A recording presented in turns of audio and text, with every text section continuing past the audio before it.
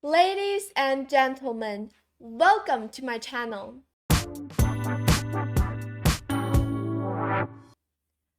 Today we're going to be taking a look at the FIDE 2025 Women's World Chess Championship, which have just ended a few days ago. The result is quite unexpected. Wenjun managed to save her title for the 5th time. Now, this is something that might not be that unexpected, but the most unexpected thing is that she had a 4-point lead. At the very end, she had 6.5 points out of 9 games, and Zhongyi only had 2.5 points. There's this huge 4-point gap between these two players' score, and it's just quite questionable. Like, Wenjun is playing extremely well. Zhongyi, she kept playing the same openings, especially with the black pieces, and at the very end, maybe after losing 2 games or 3 games in a row, already everything emotional is coming up to her, like she might be feeling really bad or something. And at the very end, she lost 4 games in a row and drew the very last round, which basically doesn't really matter because her job is simple: to win 4 games in a row, but only after that she can reach the tiebreaks. Her task is simple but also quite impossible.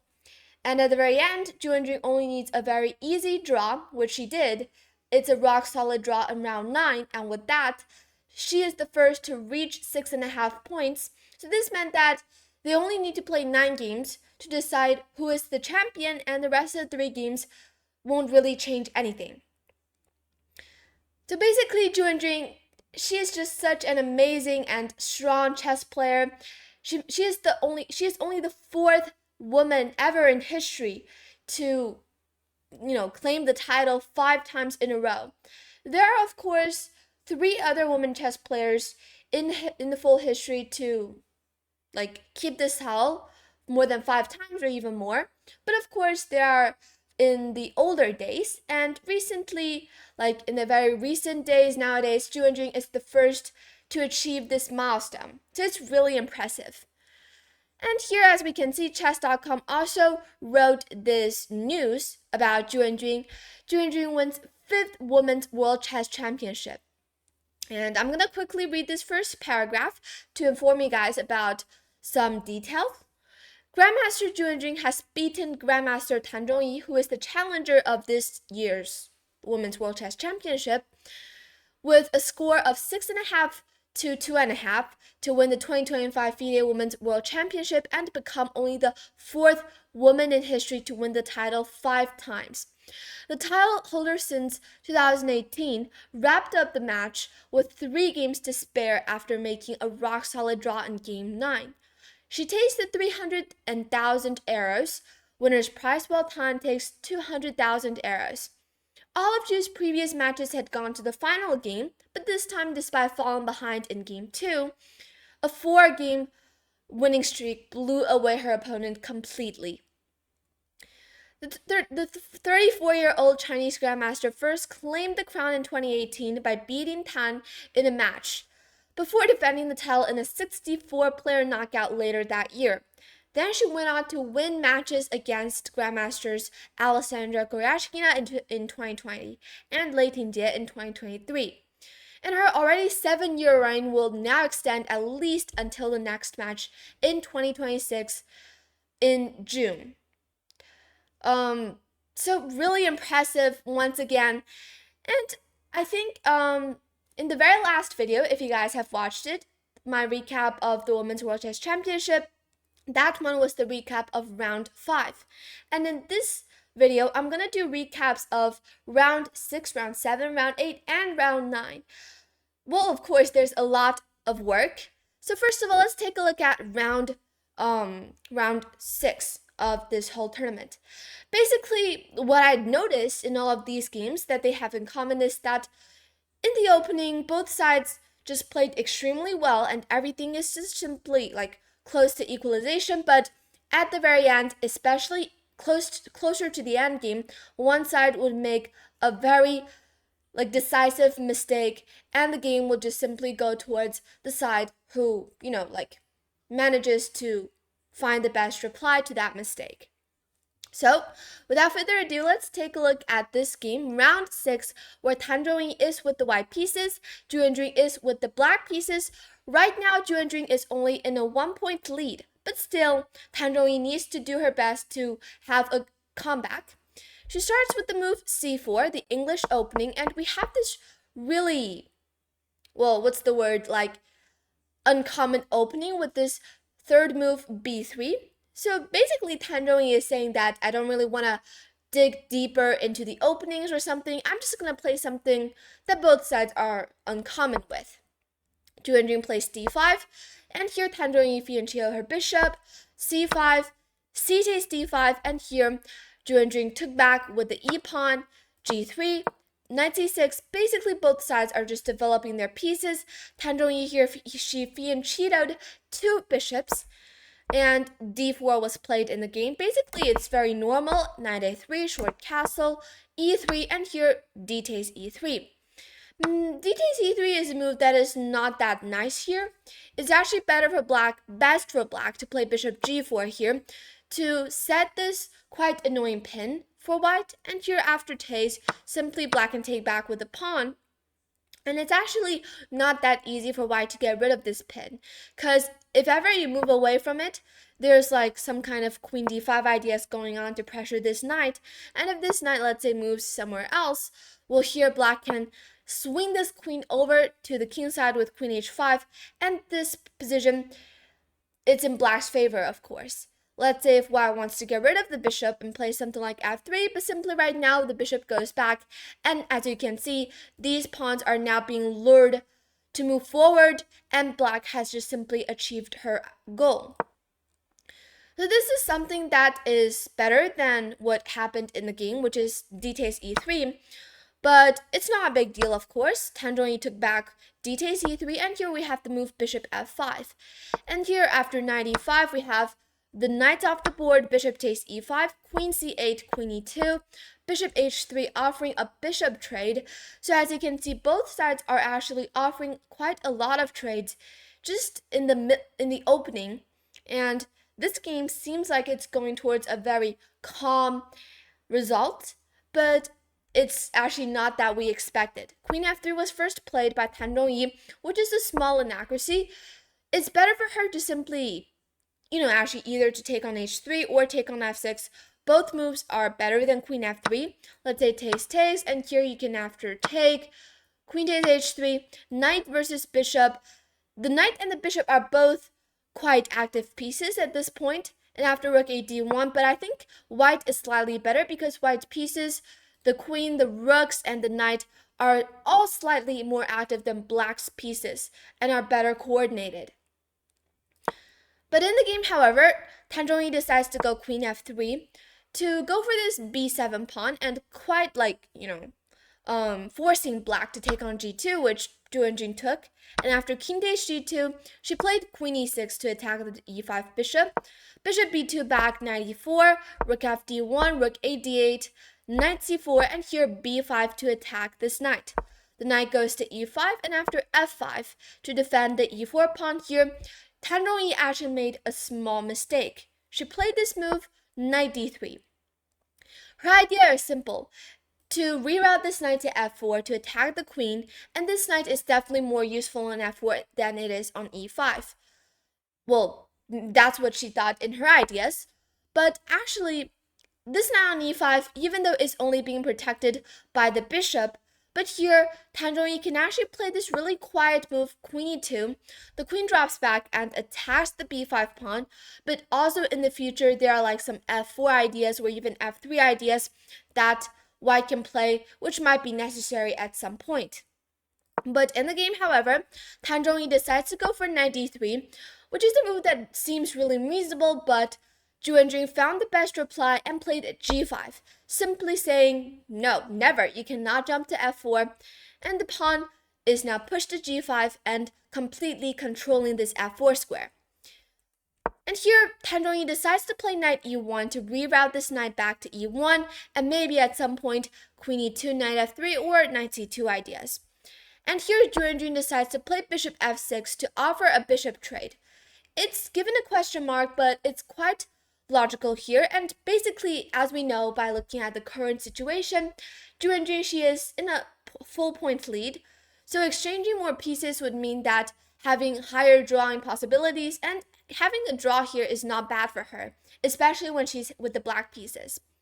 And here Zhongyi decides to take on f6, queen takes f6, and here rook takes, rook d1, another rook trade, and Wenjun happily takes on d1, queen takes d1, and this position so far is completely equalized. With no mistakes by both sides, it should end in a draw. Wenjun here went for another queen trade, but Zhongyi rejected it and played queen h5 here. The king goes up, king g7, and queen e8, sliding into the position. But unfortunately for white, there are no available checks for this queen, although black should be careful that white is now attacking this b5 pawn.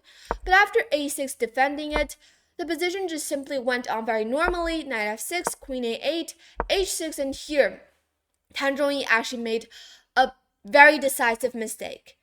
She played the move h4. But simply she just didn't realize that after g4, this knight can no longer jump to h4. Because before, if black wants to push something like g4 here, this knight can always go to h4 to put pressure on the f5 pawn.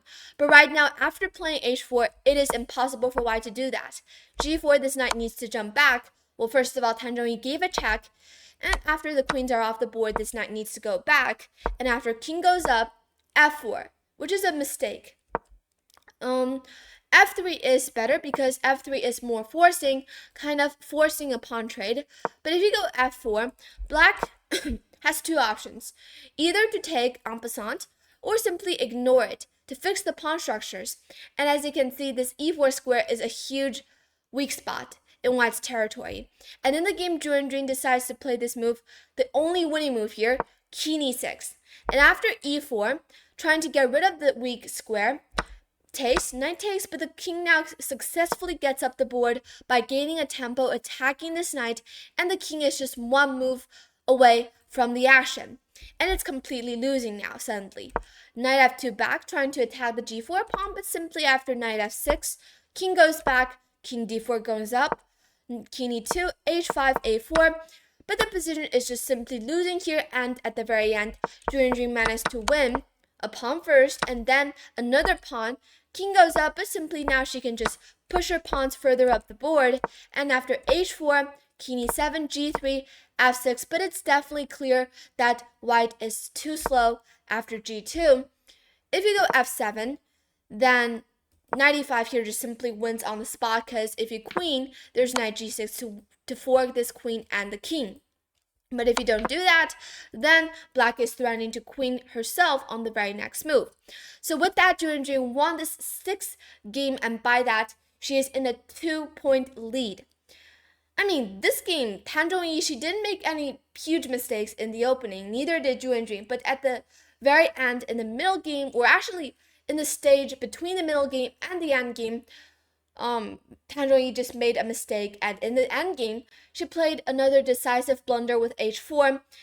So she lost this game due to some, like technical problems, especially in the end game. Right now, she is behind 2 points, but it's still not completely over. In this very next game, this is round 7, Wenjun is with the white pieces, and she starts with the move e4. And once again, Zhongyi played c5, the Sicilian defense. Knight f3, knight c6. Well, the main difference is that in the past, like all of the games where Zhongyi is with the black pieces, she played e6. But this time she played knight c6 first, and after bishop b5, then she played e6. This opening is just simply very standard. Both sides didn't make any huge mistakes or something. They are just following the opening lines. Bishop d3 back, knight g6, c4, bishop e7, castles, queen t7. It's very normal, basically, and the position is completely equalized. Queen h5, rook b8, b3, rook d8, rook d1, rook b4. Of course, this is no longer the opening, but both sides are just doing what they should do, coordinating their pieces. And here, Wenjun fianchettoed her bishop with bishop b2, knight f4. forking this bishop and the queen, but of course white is not losing any material in the game. Wenjun played queen f3 back, and Zhongyi took on d3. Right now, black has the bishop pair, but the big problem is that this bishop on c8 is not an active bishop. Even though you can play bishop a6 here, but after rook d1, this bishop gains control of this diagonal, but basically there's nothing on this diagonal that is worth for this bishop to control. And also besides that, the c6 pawn is also a huge weakness, and as we can see, this b2 bishop is also gaining a huge, power on this diagonal, especially putting a lot of pressure on the g7 pawn. And in the game, Zhongyi took on h2. She is, well, it seems like she is up a pawn, but after king h1, the bishop, of course, retreats back to d6, and here there's queen c3. So the queen and the bishop are setting up this really tricky and deadly mate in one idea on the g7 spot, and of course Zhongyi sees it and defends with bishop f8. But then after that, Wenjun played knight c5. You see, even though she is down a pawn, but she definitely has a lot of compensation for that lost pawn. First of all, as you can see, black has a lot of weak pawns, the a7 pawn, the c6 pawn, and as well as the g7 pawn.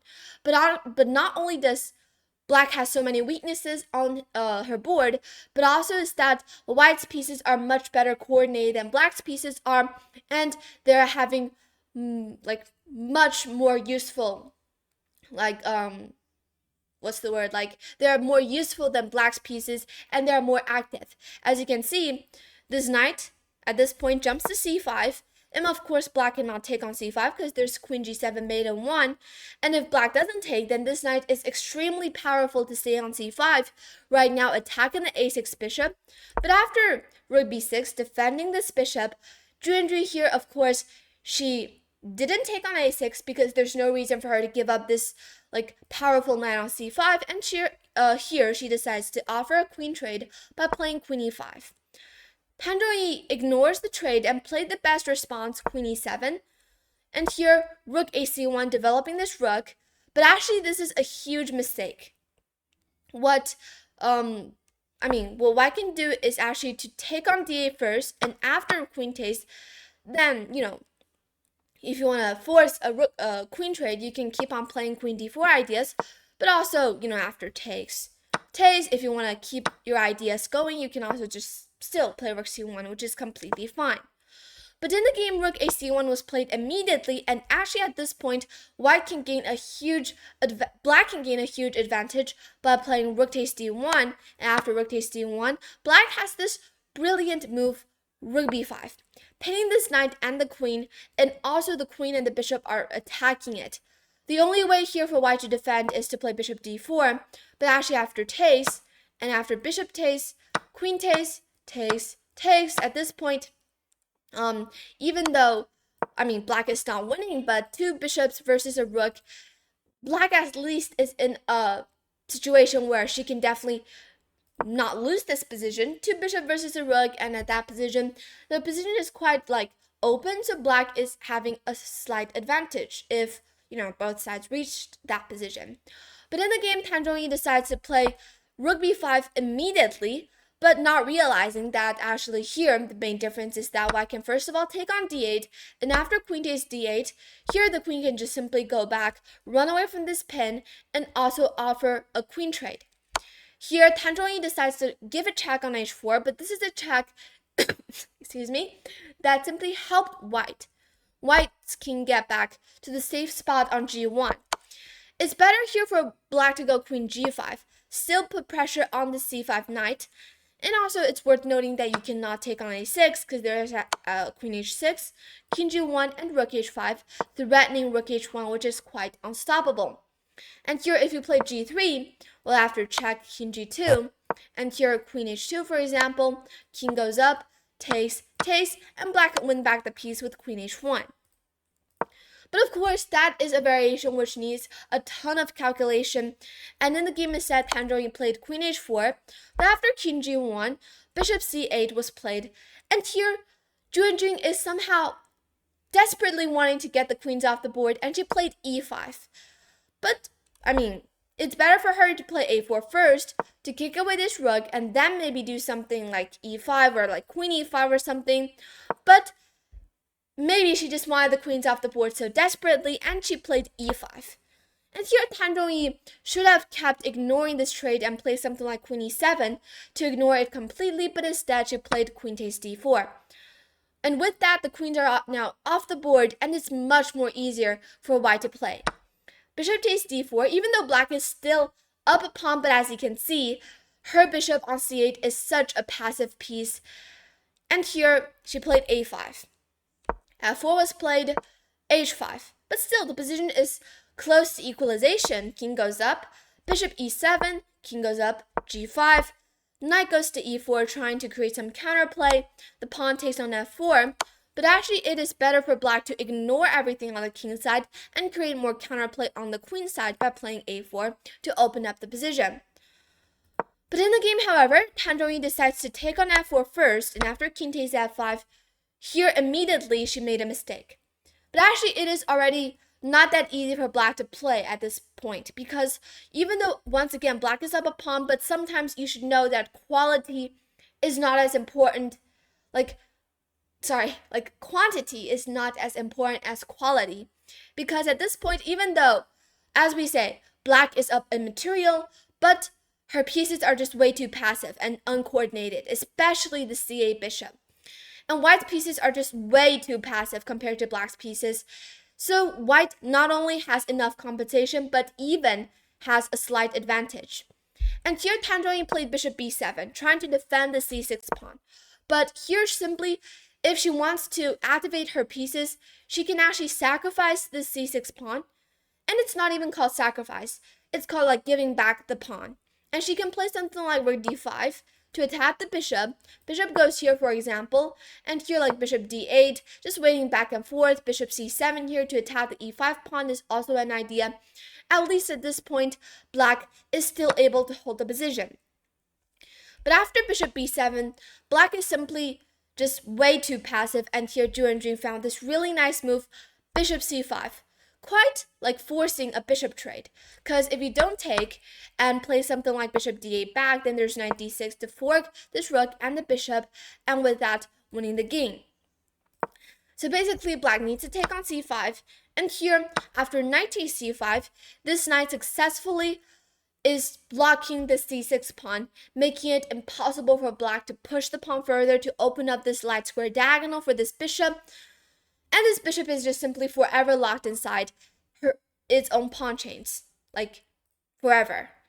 And in the game here we have king g7, but there's simply no time for black to go up with the king back and forth. Black needs to give back the pawn by playing a4. And here, if you play knight a4, black needs to play c5. At least at this point, black is able to activate this bishop, and giving up a pawn is worth it.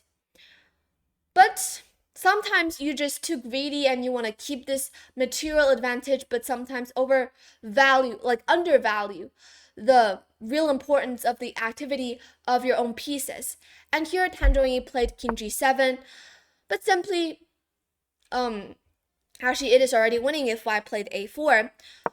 And here if the rook goes to b4, then you can play something like king g5. The rook and the bishop are just simply unable to move. But actually here Zhu Wenjun decides to go king g5 first, which is a small mistake, but not a big deal. White is still much better. Black can still save the position by playing a4, but unfortunately in the game, due to time trouble, as well as the positional, the trouble, or the pressure given by the position, Tan Zhongyi played bishop a8. But then this bishop is just forever passive on a8. Simply black is down a piece. And here, Zhu Wenjun finished off beautifully after king takes h5, winning this pawn. Rook goes back, but here she simply played rook c4. Rook h8 check, the king goes back. Rook slides in to attack the pawn, but simply the king defends it. Rook h5. But as you can see, this bishop is just simply dead on a8, and black is simply down a full minor piece playing at this point. Rook g4 check. And a couple of moves later here, after king e7, rook takes a5, rook takes e5, rook a7 check, and after the king goes up here, the final blow, b4. The pawn defends this knight, and this bishop is simply dead on a8. Isn't this amazing?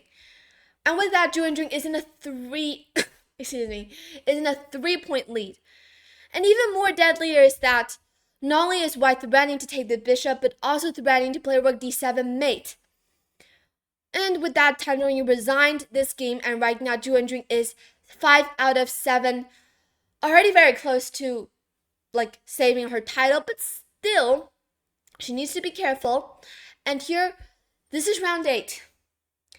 Tan Zhongyi is with white pieces. She is in a must-win situation now. If she kept on losing or losing points, she might not be able to have any more chances to have a comeback. She played e4 this time. And we have e5, a very solid opening choice. Knight c3, knight f6, bishop c4. Again, we have a very normal opening. This is actually called the bishop's opening, the Berlin, but actually it's a different Berlin than the one we know in the rule opus. Here d6, and the variation is very common, so no need to really give any comments. And basically, as I've said in the beginning of the video, both sides really, they played extremely well in the opening, but basically the real drama happens in the middle game and the end game. So I'm going to quickly skip this opening of this game because basically there's nothing to, really discuss about here. Both sides are just playing extremely common, standard here, developing their pieces. Bishop g3, putting some pressure on this e5 pawn. b5 was played, so obviously, black needs to develop her pieces as well. And here, knight d2, maneuvering this knight. And here in the game, we have knight f6. And here, b4 was played, fixing the pawn structure. But actually, it is not good option here to play b4 because even though you fix the pawn structure, but you first of all have this really weak square on c4. And also, it can also lead into black sliding into the position at some times.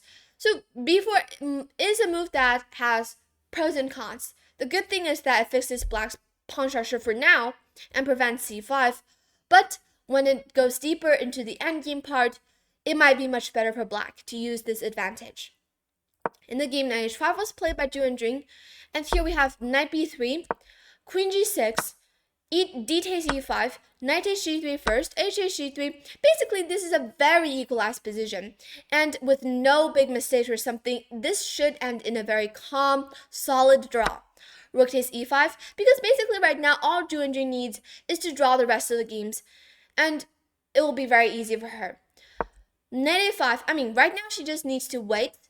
And if her opponent doesn't make any huge mistakes, then she's just gonna agree to a draw. And if her opponent makes mistake, then she is going to go for the kill.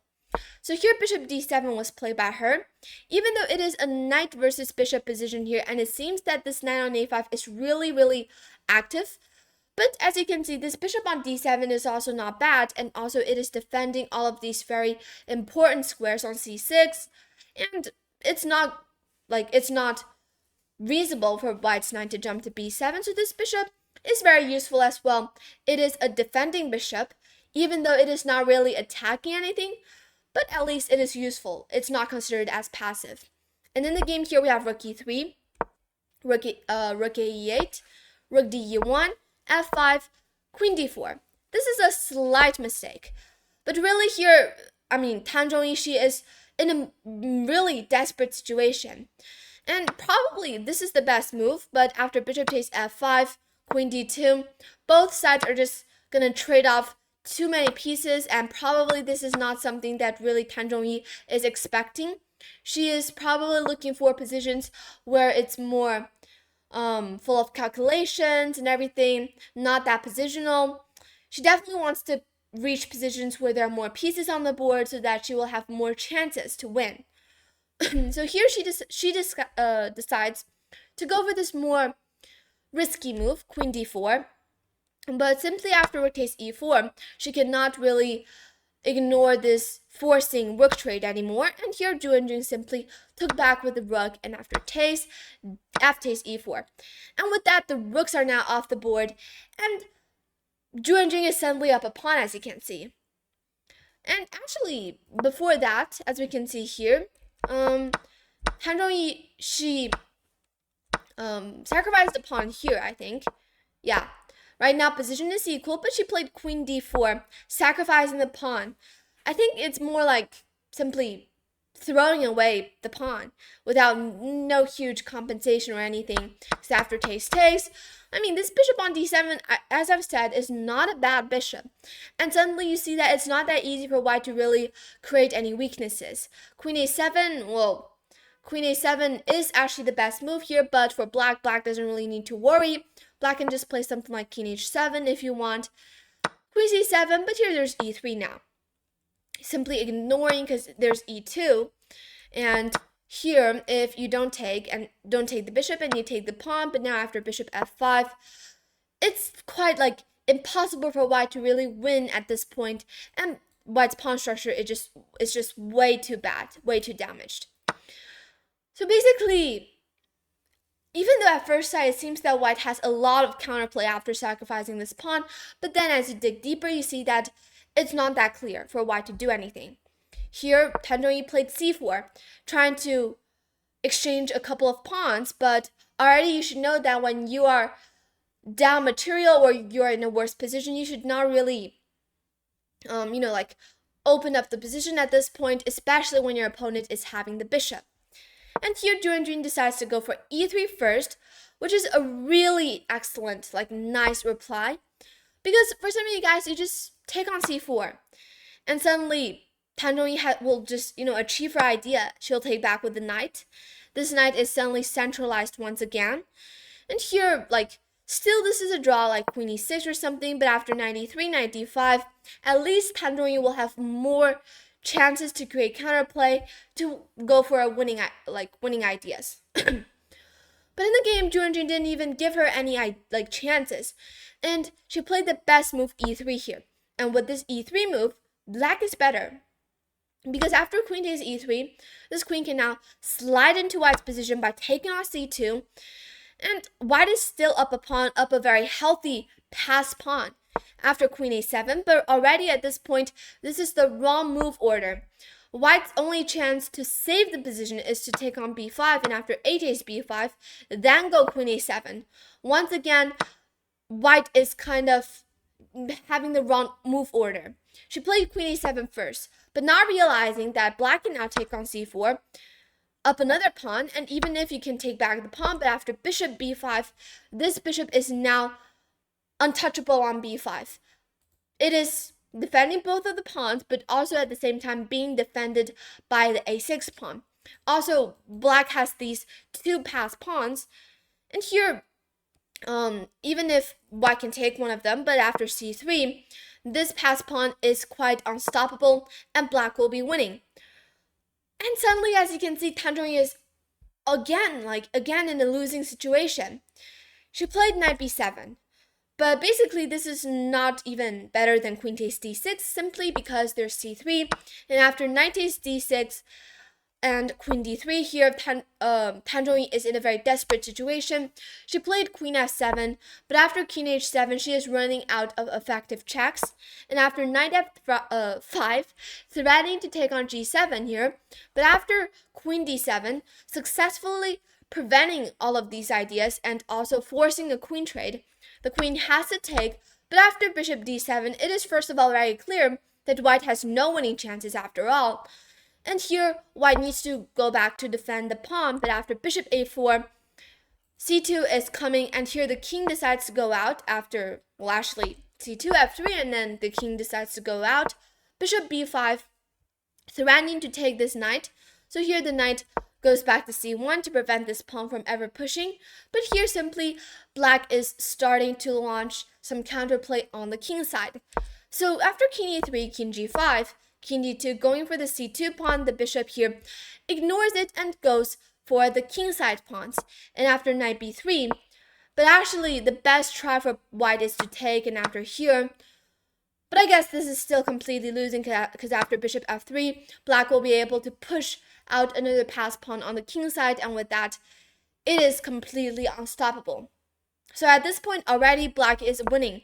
After knight b3, bishop takes g2, knight d4, still Tan Zhongyi is trying her best to defend the f3 pawn, but after bishop takes f3, simply with excellent calculation here, knight takes f3, but here Zhu Wenjun knows that she is winning after king g4, knight goes here, king takes g3, and here white needs to first of all, get rid of the c2 pawn, and after knight takes c2, but now these pawns just gets to roll down the board, unstoppable, h4, knight e1 check, but after king g3, this knight is completely blocked outside of reach, and after king e3, but simply h3 is coming, and after knight f3, h2, and with that, Tan Zhongyi resigned because it is unstoppable. She needs to take, and even though she gets to get rid of the g7 pawn, but here after the king is not in time, white's king is not in time to get back towards the corner of the board,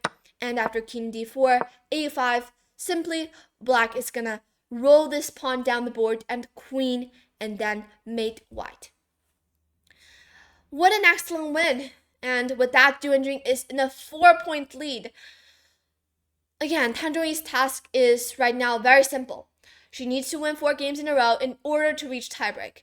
But yet, this task is also impossible for her. I mean, there's still some small possibility that she might be able to win back 4 games in a row. But all Zhu Wenjun here she needs to do is to keep a draw, and that's it. And this is exactly what happened in the very last game. This very last game, I'm just gonna quickly go over it because basically there's nothing special about this game. And I mean, already, even though Tan Zhongyi she needs to win 4 games, it is still possible, small percentage. But already, as you can know, when you're playing, for example, in a World Chess Championship, and you have already lost 4 games in a row, you have been already feeling so low, you're feeling very down and everything. It's already not that easy for you to get back into your best form, playing form. And here, Zhu Wenjun just simply exchanged everything, and there's basically nothing that Tan Zhongyi can do. Bishop e3, g6, and actually also this position is completely better for white, but Zhu Wenjun just doesn't really need to do anything. She just kept exchanging the pieces without really, considering everything. And this game is just a very rock-solid draw.